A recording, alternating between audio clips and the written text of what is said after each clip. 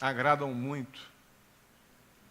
Lembrando apenas um pouquinho do que é o Pentateuco. O Pentateuco são aqueles primeiros 5 livros da Bíblia, escritos por Moisés, narrando desde a criação até o surgimento da nação, do povo de Israel, dos judeus, até a saída do Egito e depois todo um contexto de entrega da lei, quando Deus se revela ao homem de uma maneira muito especial e diz ao homem o que ele espera dele. Deus revela uma vontade de abençoar o homem muito grande. Parece-me, lendo o Deuteronômio, que Deus está dizendo, em cada capítulo, eu quero abençoar vocês. Eu quero abençoar vocês.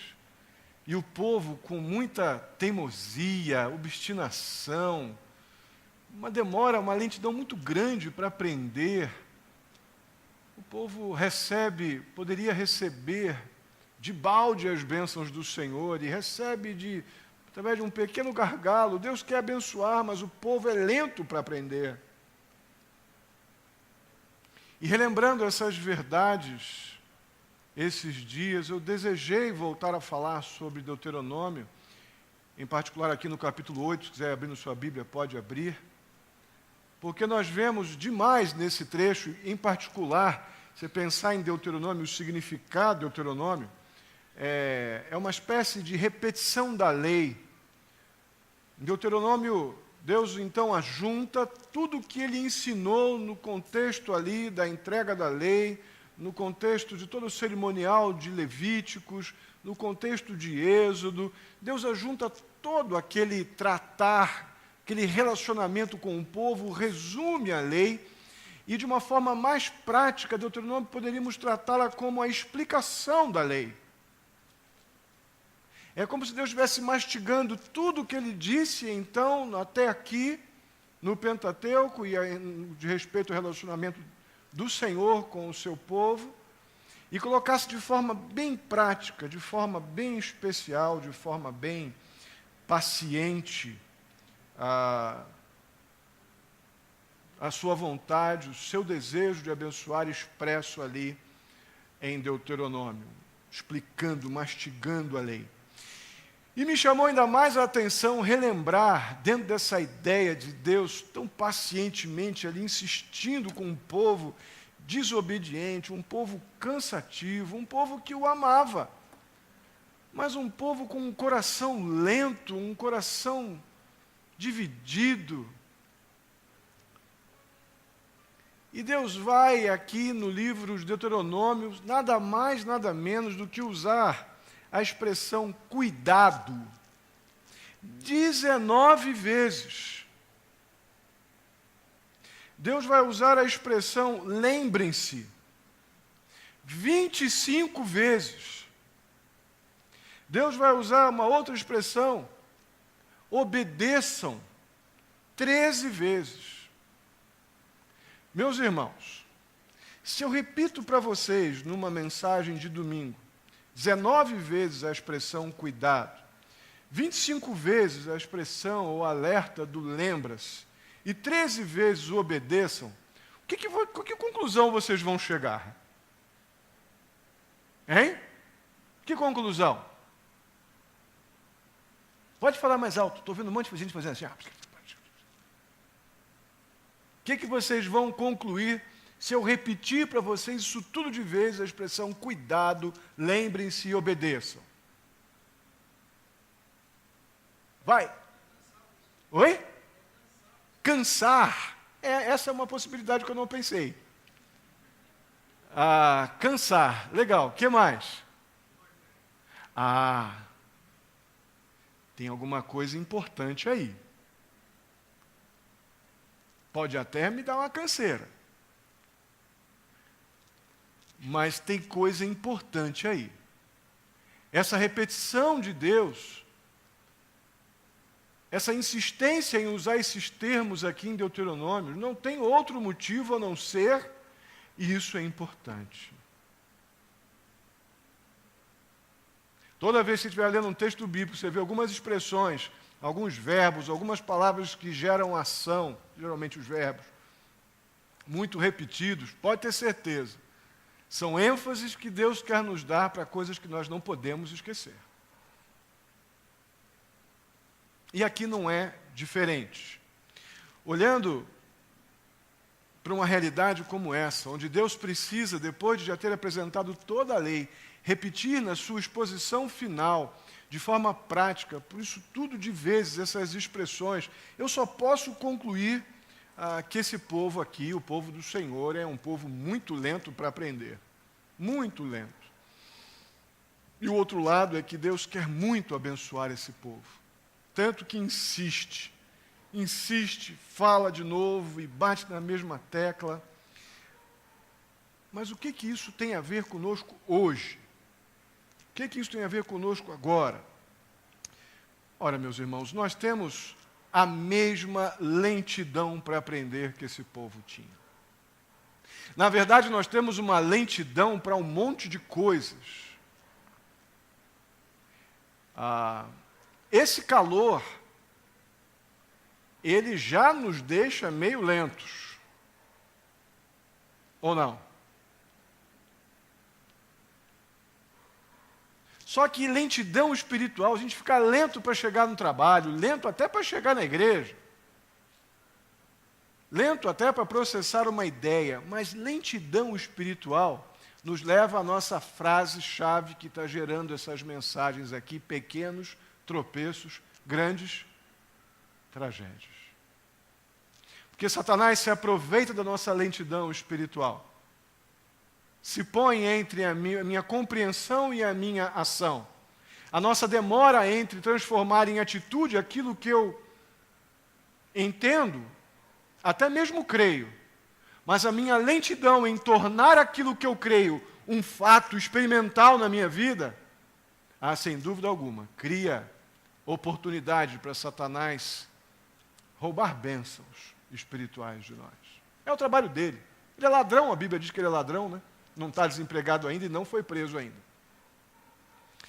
Nós não podemos relaxar diante dessa verdade. E não podemos viver a vida cristã com essa lentidão. Ainda temos mais um problema. Nós temos a mesma capacidade pecaminosa que aquele povo lá do passado tinha. A mesma. Já disse isso outras vezes e repito, não adianta eu falar de Israel, ô povinho ruim. Não, eu sou um povinho ruim também. Eu tenho a capacidade para abandonar as coisas que eu já confessei que criei, ou que creio, com uma velocidade, mediante meus interesses, eu mudo minha trajetória espiritual, troco projetos espirituais por projetos carnais com uma facilidade impressionante. Eu tenho um potencial muito semelhante daquele povo lá de Israel, com a agravante de que aquele povo não podia ainda mensurar consequências dessa desobediência, apesar de Deus alertar diversas vezes, obedeceu, está aqui a bênção, desobedeceu, está aqui o juízo. Deus avisou um monte de vezes, mas eles não tinham ainda experimentalmente lidado com esse juízo. Nós temos a agravante de saber já o que aconteceu com esse povo pela desobediência deles. Então, o conhecimento das consequências que vem sobre o desobediente, sobre o lento, para reagir às verdades que aprendeu, aumenta a nossa responsabilidade de fugir da lentidão, porque Deus quer nos abençoar. Mas a nossa lentidão retarda absurdamente bênçãos espirituais que o Senhor tem para nos dar.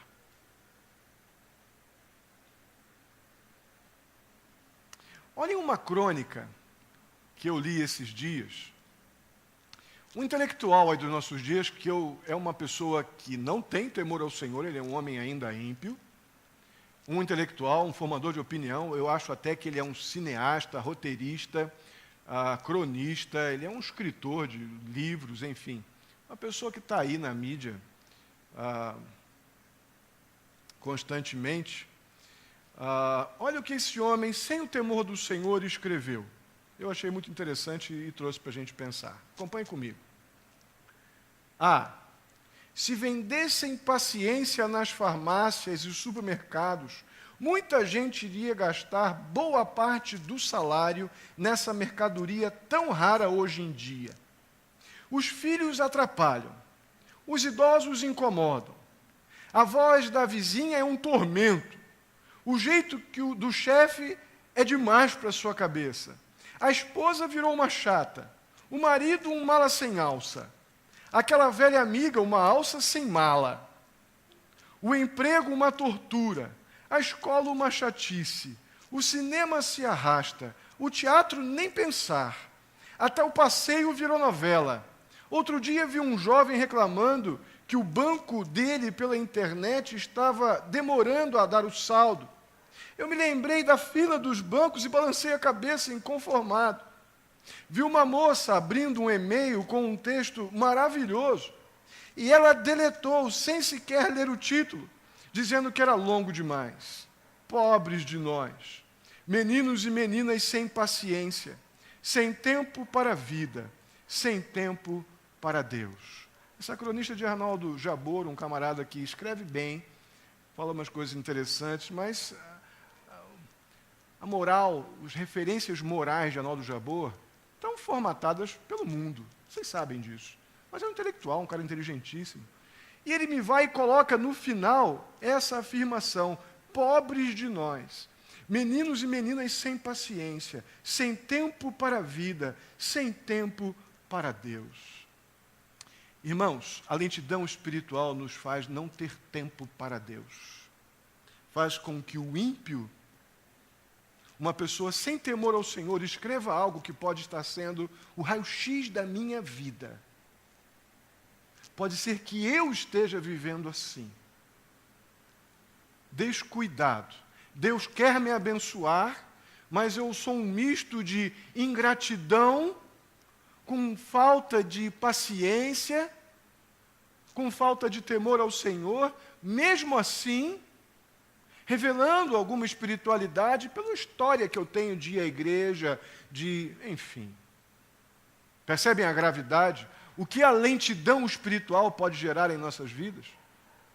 Pode nos fazer não negar que cremos em Jesus, mas viver como esse cidadão exposto por Arnaldo Jabor. Complicado, né? Por isso vamos ler Deuteronômio capítulo 8, dos versos 1 ao 8, e vamos entender um pouco aqui da maneira especial como Deus decidiu abençoar os seus lentinhos para aprender. Vamos ler aqui. Acompanhe comigo. Tenham cuidado de obedecer a toda a lei que eu hoje lhes ordeno, para que vocês vivam, multipliquem-se e tomem posse da terra que o Senhor prometeu com juramento aos seus antepassados. Lembrem-se de como o Senhor, o seu Deus, os conduziu por todo o caminho no deserto durante esses 40 anos para humilhá-los e pô-los à prova, a fim de conhecer suas intenções, se iriam obedecer aos seus mandamentos ou não. Assim ele os humilhou e os deixou passar fome, mas depois os sustentou com o maná, que nem vocês nem os seus antepassados conheciam, para mostrar-lhes que nem só de pão viverá o homem, mas de toda palavra que procede da boca do Senhor. As roupas de vocês não se gastaram, e os seus pés não incharam durante esses 40 anos. Saibam, pois, em seu coração, que assim como um homem disciplina o seu filho, da mesma forma o Senhor, o seu Deus, os disciplina. Obedeçam os mandamentos do Senhor, o seu Deus, andando em seus caminhos e dele tendo temor. Pois o Senhor, o seu Deus, os está levando a uma boa terra cheia de riachos e tanques de água, de fontes que jorram nos vales e nas colinas, terra de trigo e cevada, videiras e figueiras, de romãzeiras, azeite de oliva e mel. Onde, vamos até o verso 9, onde não faltará pão e onde não terão falta de nada, terra onde as rochas têm ferro e onde vocês poderão extrair cobre das colinas. Amém? Vamos orar? Senhor nosso Deus. Muito obrigado, Pai, por estarmos juntos aqui de forma tão suave, tão agradável. Te agradeço porque o Senhor nos ajunta aqui em Teu nome e eu considero isso uma manifestação muito poderosa da Tua graça em nosso favor. Que possamos ter nosso coração profundamente gratos por este momento aqui. Peço a Ti em nome de Jesus, remova, ó Pai, toda a lentidão da nossa mente, da nossa vontade, para que possamos ouvir, ó Deus, de maneira atenta e ativa a Tua palavra e reagir prontamente, ó Deus, essa maneira carinhosa como o Senhor nos diz, eu quero abençoar vocês. Nos ajuda, ó Pai, a entender e experimentar e viver essas verdades que aqui veremos mais uma vez nesta noite. Assim eu te peço em nome de Jesus. Amém. Muito bem. O verso 1 começa logo com uma advertência instantânea. Tenham cuidado de obedecer toda a lei que hoje te ordeno.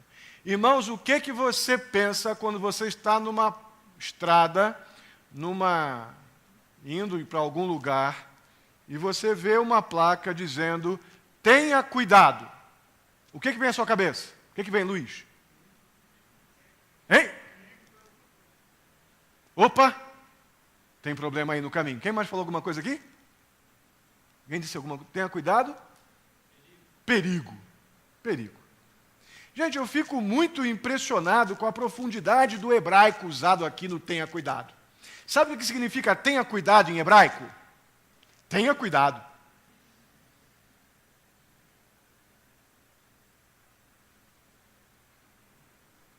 Deus está dizendo para mim, tenha cuidado. De uma forma absolutamente clara. Eu não tenho o que questionar. Eu não tenho que perguntar como é que se tem cuidado. Você sabe como tem que ter cuidado. Tenha cuidado de obedecer toda a minha vontade. A minha vontade que eu estou ordenando. Eu não estou pedindo para você me obedecer. Eu não estou te sugerindo que você me obedeça quando te interessar. Eu não estou te fazendo uma proposta para você avaliar. Não, eu estou afirmando, tenha cuidado. É aquela ideia de uma atenção absolutamente especial. Tenha responsabilidade, tenha dedicação, tenha compromisso com obedecer aquilo que eu estou mandando.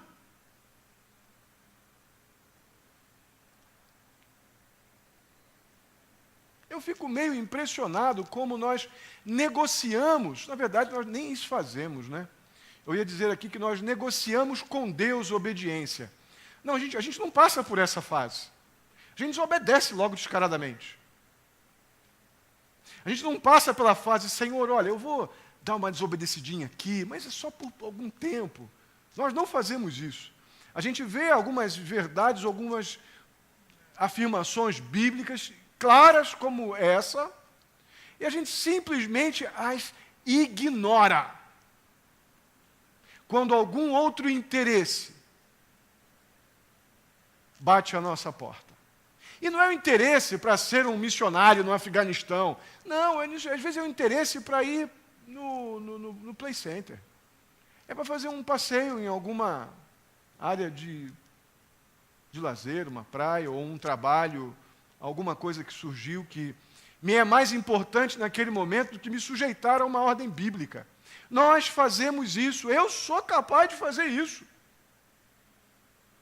E julgamos que isso vai passar pelo Deus, Senhor, Criador de todas as coisas, Todo-Poderoso, o Salvador, aquele que decidiu amar eu e você, pecadores, nos tirar da condição de mortos, nos trazer para a condição de vivos em Cristo Jesus, nos dar perdão de pecados e vida eterna, e a gente simplesmente acha que pode ludibriar esse Deus, mesmo que ele tenha dito, tenha cuidado, a gente negocia simplesmente ignorando. Nossa negociação é ignorar como se ele não fosse ligar e fosse se fazer de cego, surdo e mudo, só para que eu continue o adorando.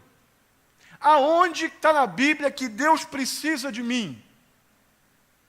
Aonde na sua Bíblia está escrito que Ele precisa de você? Por que então que eu julgo que Deus vai fazer uma média comigo para que eu continue o adorando? Isso não vai acontecer. Haverá juízo da parte do Senhor contra a desobediência e o pecado.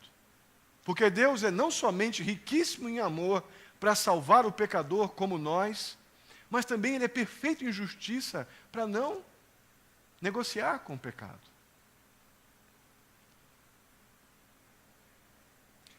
Mas a vontade de Deus abençoar é tão grande, que ao mesmo tempo que Ele diz, tenham cuidado de obedecer toda a lei que hoje ordeno, isso vem atrelado a bênçãos, porque Ele quer abençoar. Ele nada mais, nada menos que no mesmo versículo Ele diz, façam isso para que vocês vivam. Eu quero abençoar vocês com vida. Ele continua dizendo, eu quero que vocês se multipliquem. Eu quero que vocês cresçam. Tenham cuidado de obedecer a tudo que eu ordeno, porque eu quero que vocês continuem tomando posse desse presente que eu dei para vocês, que é Canaã. Vocês ocupem, desfrutem de todas as bênçãos espirituais que estão aí, que eu dei para vocês. Mas tenham cuidado de obedecer a tudo que eu lhes ordeno. Deus quer abençoar, mas que Deus quer abençoar filhos, não anarquistas, não desordeiros, não rebeldes. Deus quer abençoar filhos. Agora você tem que avaliar quanto tempo da sua vida espiritual você passa como filho e quanto tempo da sua vida espiritual você passa como um transeunte espiritual, como um oportunista espiritual. Quanto tempo da tua vida espiritual você tem cuidado em obedecer toda a vontade do Senhor? Mas, pastor, toda a lei? Toda a lei. Sabe por quê? Falei disso aqui na quarta-feira. Pena que não tinham muitos aqui para ouvir. Desejo que nessa quarta tenham bem mais pessoas aqui para ouvir. Porque a lei do Senhor, ela é muito especial. Jesus não veio no Novo Testamento revogar a lei de forma alguma. Jesus veio trazer a graça perdoadora e salvadora. Porque quando nós nos decidimos a obedecer à vontade, à lei do Senhor, eu olho para a lei e me dedico a obedecê-la, e eu vou seguramente ter alguns fracassos nesse projeto de obedecer à lei de Deus, porque a lei de Deus revela o caráter perfeito de Deus. E eu sou um pecador miserável. E nessa minha disposição, nessa minha decisão de obedecer à lei do Senhor, eu vou fracassar. E mediante a lei no Antigo Testamento, fracassar na obediência da lei merecia a morte. Aí o que nós temos hoje em Cristo? O privilégio de olhar para a lei e ver que eu sou pecador. E volto-me para a cruz e vejo que eu tenho um Salvador. Então, a graça veio completar perfeitamente a lei. A lei mostra o quanto eu sou carente de Deus, o quanto eu sou incapaz de cumprir perfeitamente o que Deus quer de mim. Mas eu olho para a cruz e vejo, Senhor, eu pequei. E o Senhor com graça vem e derrama misericórdia e perdão em meu favor. Então, meus irmãos, não temos desculpas. Tenham cuidado de obedecer toda a lei que hoje te ordeno, para que vocês então vivam. A gente tem tanto medo de morrer, né? Sabe que vai para o céu, mas morrer não é uma coisa que tem que pedir, não. Aí o Senhor diz assim, eu vou dar para você vida. Eu posso perfeitamente associar esta vida aqui com a eternidade, com aquilo que Deus tem para nos dar eternamente. Eu posso perfeitamente lidar com o multipliquem-se aqui, com a realidade do nosso testemunho, da nossa vida cristã, impactando os lugares onde nós passamos, com a nossa obediência e nosso temor ao Senhor, e as pessoas sendo impactadas pelo testemunho de Cristo, e nós tendo nós acabaremos tendo uma multiplicação de pessoas vindo a Cristo através do meu testemunho. Eu posso perfeitamente pensar em tomar a posse a questão perfeitamente aplicável das regiões celestiais, da eternidade com Deus, no dia que eu estiver para sempre com Ele. Quer ter isso tudo? Querem? Então, tenham cuidado e obedeçam. Aí no verso 2, continua uma outra expressão em hebraico tremendamente, uma tradução tremenda, difícil, fazer uma exegese enorme. Lembrem-se. Sabe o que significa lembrem-se em hebraico? Lembrem-se. Lembrem-se de como o Senhor, o seu Deus, os conduziu no deserto, por todo o caminho no deserto, durante esses 40 anos. Meus irmãos, uma das coisas que a lentidão espiritual nos causa é perda de memória. Quando nós somos lentos para pensar, para reagir espiritualmente, para pensar espiritualmente, nós também ficamos com uma pane de memória. E que coisa absurda é a gente esquecer do que Deus já fez. É um absurdo. Na verdade, o que nos dá esperança para o amanhã, que eu não sei, são as verdades espirituais que eu já sei. Verdades espirituais que eu já experimentei. Porque ninguém sabe se vai chegar em casa hoje. Mas eu sei o que Deus já fez por mim até hoje. E a gente esquece absurdamente do quanto Deus já fez. Nós cantamos um hino muito gostoso nesse sentido. Quantas bênçãos, dize quantas são, lembram? Recebidas da divina mão, uma a uma, conta de uma vez e ficarás surpreso com o quanto Deus já fez. Que hino maravilhoso. Pena que a gente é muito ruim de contar bênçãos. A gente gasta um tempo enorme pensando no que não aconteceu e normalmente passa por cima de muita coisa que já aconteceu. Coisa que a gente desfruta. E desafios da vida a gente vai ter todo dia e não tem nada mais revigorante, espiritualmente falando, diante de tantos desafios, tantas coisas difíceis que a gente tem que encarar, já talvez chegando em casa hoje, já tem que encarar amanhã no trabalho, na escola ou na família, do que eu lembrar do quanto Deus tem feito por mim. Nada mais revigorante espiritualmente do que ter um coração plenamente satisfeito com os cuidados do Senhor por mim. E é isso que está sendo exortado aqui agora, nesse projeto de Deus abençoar os seus. Deus quer abençoar, então Deus diz, lembra de como eu cuidei de vocês no deserto, eu não deixei vocês nem um minuto. E para vocês não terem a menor desculpa de terem me perdido de vista, eu botava uma coluna de nuvens durante o dia à frente de vocês, e botava uma coluna de fogo durante a noite à frente de vocês, para que vocês o tempo todo percebessem que eu estava lá. E Deus continua fazendo assim conosco sempre, irmãos. E a gente para de pensar com a nossa lentidão espiritual, a gente simplesmente perde de vista as coisas que não podia perder. Mas aqui vem também um acréscimo nesse versículo 2, os motivos que o Senhor diz, lembrem-se. Lembrem-se do que já passou. Os propósitos bem claros. Primeiro, para humilhá-los. O que será que Deus quis dizer aqui para humilhá-los? Porque nós somos tão arrogantes que julgamos que as coisas que nós temos por conquistar dependem de nós. Ah, se eu não fizer, certamente tem coisas do nosso trabalho, coisas que a gente precisa fazer, mas uma coisa que eu aprendi, irmãos, ao longo dos anos, é que uma coisa que eu não sou é insubstituível. Pelo contrário, sou muito facilmente substituível. E quando eu tenho a arrogância de achar que Deus precisa de mim para alguma coisa, ou que todos precisam de mim, senão as coisas não vão acontecer, isso é uma mentira tão grande. Aí Deus permite, então, através da lembrança do que Ele já fez, a gente olha para trás e percebe assim, nunca fui eu. Eu estava lá, mas foi sempre Deus que me guiou. Eu até fiz aquilo, mas foi Deus que me capacitou. Eu até recebi aquilo, mas foi Deus que me deu. Isso nos coloca na nossa posição. Isso tira a nossa arrogância e essa remoção da arrogância gera sujeição e temor ao Senhor. Então, lembrar do deserto implica em nos colocar no nosso lugar, mas também implica em nos pôr à prova. Pôr à prova se nós realmente continuamos confiando que o Deus do deserto é o mesmo Deus que estará cuidando de mim amanhã. Deus prova a nossa fé também, quando Ele me diz, lembra-te, ou lembrem-se. E ainda nos confronta com essa verdade. Deus, quando nos faz olhar para trás, para que a gente possa andar de maneira segura para frente, Ele quer realmente conhecer as nossas intenções. Pastor, mas Ele não sabe quais são as minhas intenções? Ele sabe tudo.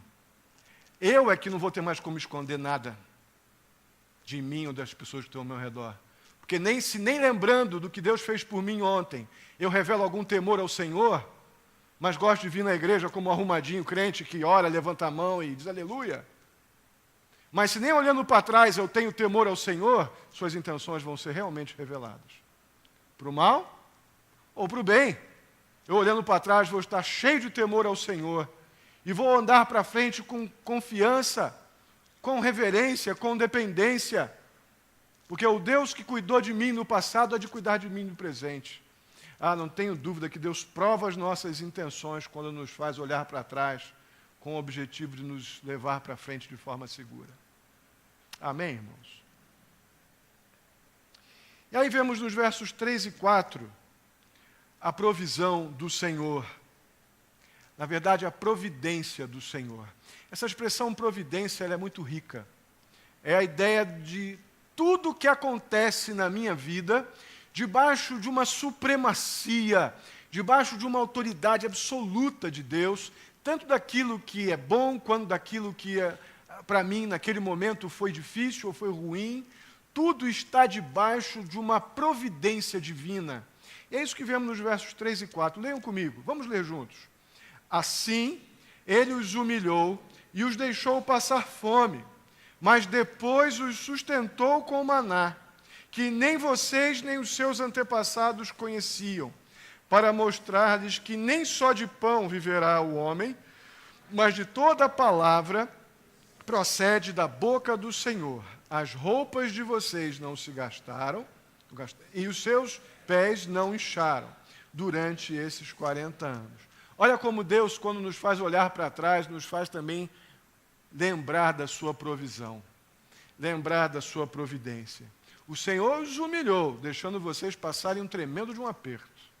Mas, ao mesmo tempo, no momento oportuno, Deus deu uma provisão de comida que ninguém no universo criado poderia dar para vocês o que Deus deu. Ninguém poderia prover através da padaria do céu, né? Eu gosto de pensar numa grande panificadora do céu, produzindo pão quentinho todo dia de manhã e mandando para o povo lá no deserto. Eles não podiam nem guardar, se guardassem, estragava. Era para crer que Deus amanhã daria pão fresquinho de novo. Pão quentinho saindo da padaria celestial. Que coisa espetacular. O Senhor permitiu o apuro para que o povo reconhecesse a bênção. Tenho dito isso repetidamente, falei aqui na EBD. O Senhor Jesus atrasou-se 3 dias para chegar em Betânia, para que, qual é o nome dele? Lázaro morresse. Para quê? Para que o povo visse a sua glória, tirando Lázaro do túmulo. Irmãos, nós somos muito lentos. Nós precisamos de umas aflições para reconhecer a glória do Senhor. Infelizmente, eu queria tanto que não fosse assim.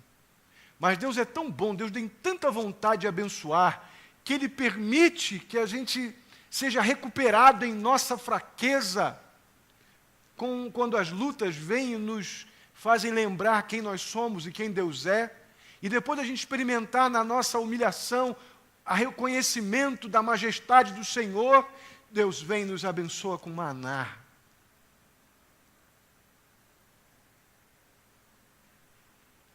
E depois ele ainda afirma, olha, vocês recebem o maná, mas eu ainda digo para vocês que o maná vai alimentar o corpo, mas nem só de pão vive o homem. Deus deu pão, todo dia. E o próprio Deus diz, nem só de pão vai viver o homem, mas ele vai viver de toda a palavra que procede da boca do Senhor. O pão vai até satisfazer você fisicamente, mas talvez te mantenha lento. Mas a palavra do Senhor te mantém vivo, saudável, esperto, santamente reativo, produtivo para a glória do Senhor. A ponto de nem as roupas daqueles que estão alimentados com a palavra do Senhor não se estragaram naqueles 40 anos. Gente, isso aqui é um negócio demais. Isso aqui é demais. Nem a roupa gastou. Mas tem que lembrar da primeira palavra. Qual foi a primeira palavra? Tenham cuidado. Cuidado em quê? Em obedecer toda a lei que hoje te ordeno.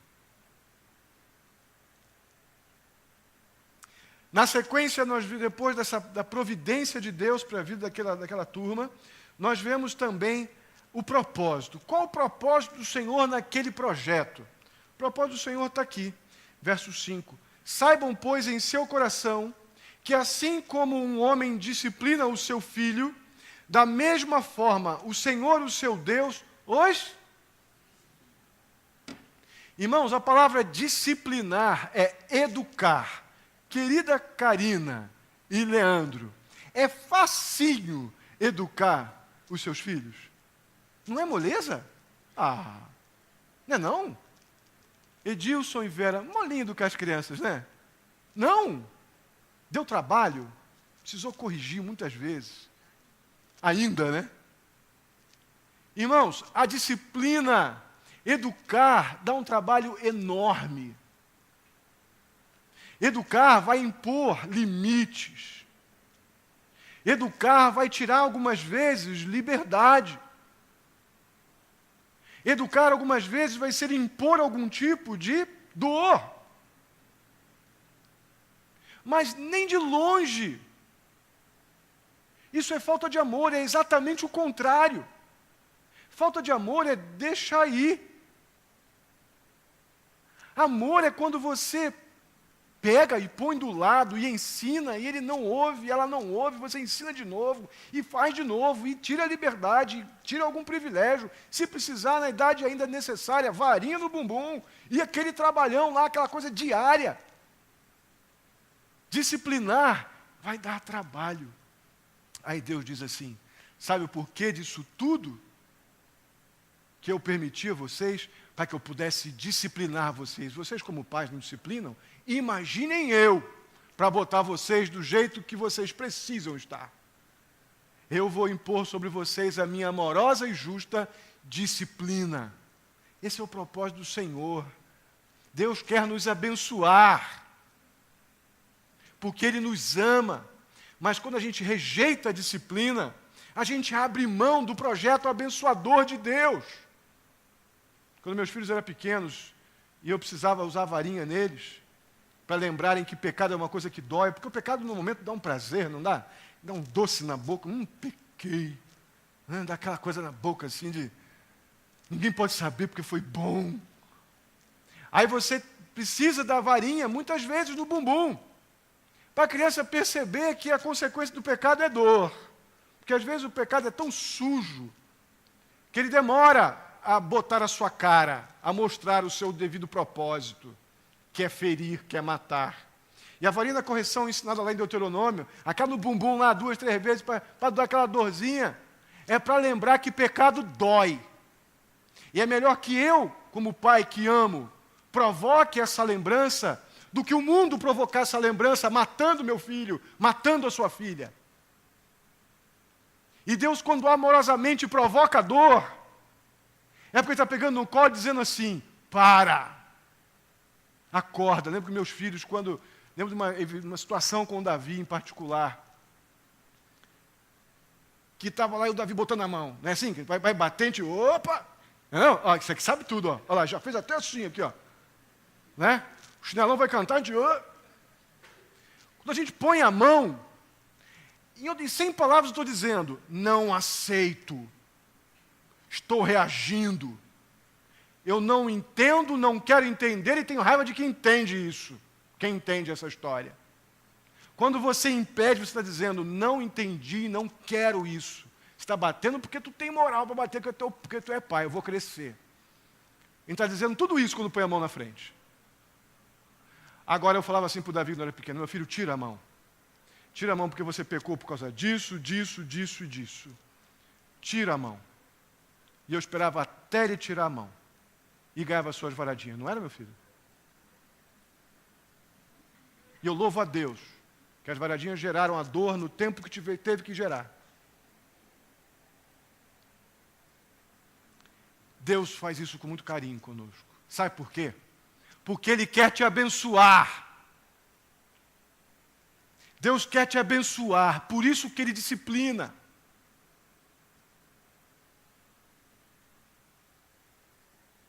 E finalmente, no verso 6, outra palavra em hebraico. Obedeçam. O que significa? Obedeçam. Obedeçam os mandamentos do Senhor, o seu Deus. É o seu Deus. Se não for seu Deus, então vá embora. Mas se você confessa que é o seu Deus, obedeçam. Como é que se faz isso? Como é que se obedece os mandamentos do Senhor? Está aí no verso 6. Andando em seus caminhos. Como é que funciona isso? A Bíblia diz para mim, vai para cá. E eu vou para lá, eu estou andando na vontade do Senhor. Então eu obedeço quando eu faço o que Deus manda. E eu desobedeço quando eu deixo de andar na direção que Deus manda que eu ande. É prático demais. Você não precisa de nada, apenas entender que andar no caminho do Senhor é andar na direção que Ele estabeleceu para mim. Por mais novinhos que sejam vocês, nenhum de vocês pode dizer que não sabe o caminho que você deve andar. Mesmo que você não saiba o texto bíblico, mesmo que você não saiba o endereço, se é Mateus, se é Marcos, se é Lucas, se é Malaquias, Isaías, mesmo que você não saiba, se já entregaram o coração para Jesus, eu tenho convicção absoluta que quando estão fazendo burrada, alguma coisa que o pai disse para não fazer, a mãe disse para não fazer, o Espírito de Deus já fica lá, incomodando, o sinalzão vermelho já acende. Tá. Dá para parar, não dá? Estou exagerando, molecada? Dá para parar. A gente sabe. Nós sabemos. Nós sabemos se nós estamos indo na direção que o Senhor espera de nós ou não. O que nós não temos é a decisão bíblica de parar quando o sinal vermelho acende, muitas vezes. Porque quando paramos, nós estamos fazendo exatamente o que Deus espera de nós, obedecendo. E sabe o que Deus faz com quem obedece? Ele abençoa. Ele abençoa. E ainda, esse verso 6 diz que aquele que obedece tem temor a Ele. Ter temor a Deus não é ter medo de Deus, mas ter temor a Deus é jamais ignorar quem Deus é, o que Ele já fez por mim, e quem eu sou, e o que eu tenho feito por Ele. Isso é temor ao Senhor. É não perder de vista que Ele é o Rei e eu sou o súdito. É ter o entendimento de que Ele é que deve ser adorado com aquilo que eu faço, que eu penso. E eu sou aquele que adora, que o serve. Aquele que obedece aos mandamentos tem temor ao Senhor. Então, finalmente, os versos 7 a 9, para a gente terminar.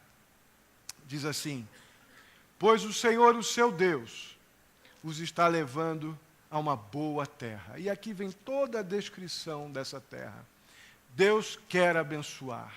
Deus também está nos levando para uma boa terra. Nós estamos caminhando, a Bíblia nos diz que teremos muito em breve um encontro muito maravilhoso com o Senhor Jesus nos ares. Mas quem terá esse encontro com o Senhor Jesus? Quem são aqueles que desfrutarão dessa bênção de estarmos na nova terra, no novo céu, na nova terra que o Senhor tem guardado para aqueles que o amam, os que têm tido cuidado em obedecer, os que têm tido essa lembrança constante do deserto, aqueles que obedecem o seu Deus. Esses podem ter segurança de que Deus quer muito abençoá-los. Deus está nos abençoando. A gente precisa parar de ser lentos. Nós temos que pedir a Deus: Senhor, eu sou rápido para tanta coisa. No trabalho, se eu for lento, eu perco o emprego. Na escola, se eu for lento, eu perco a matéria, reprovo. Por que eu sou só lento nas coisas espirituais? Por que eu sou lento nas coisas do Senhor? Por que eu sou lento para aprender? Por que eu sou lento para obedecer? Porque eu julgo que Deus é meio lentão também, não vai ligar? Errado. Julgamento errado. Está recebendo a bênção de canudinho e por isso está recebendo as bênçãos de balde.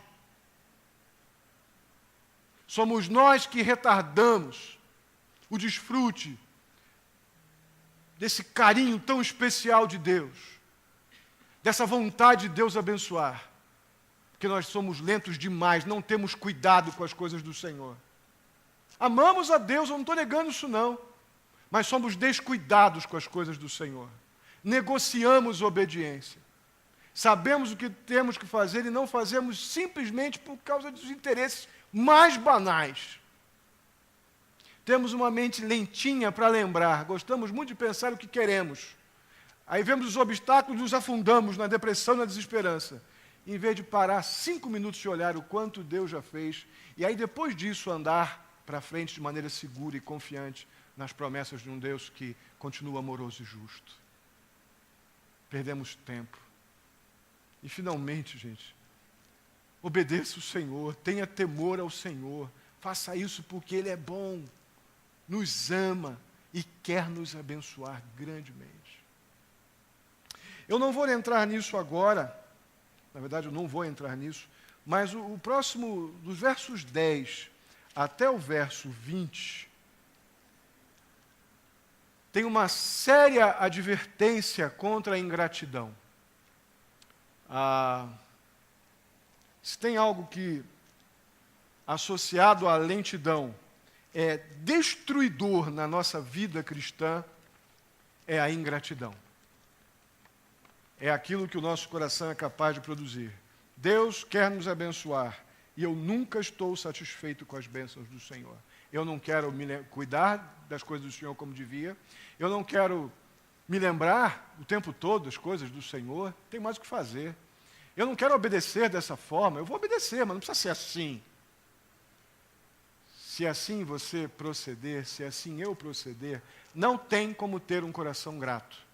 E o final desse segundo trecho, que começa no verso 10, diz o que espera o ingrato. O ingrato, em vez de receber as bênçãos que Deus tem para dar, o ingrato recebe apenas o juízo de um Deus que não está brincando de ser Deus no céu.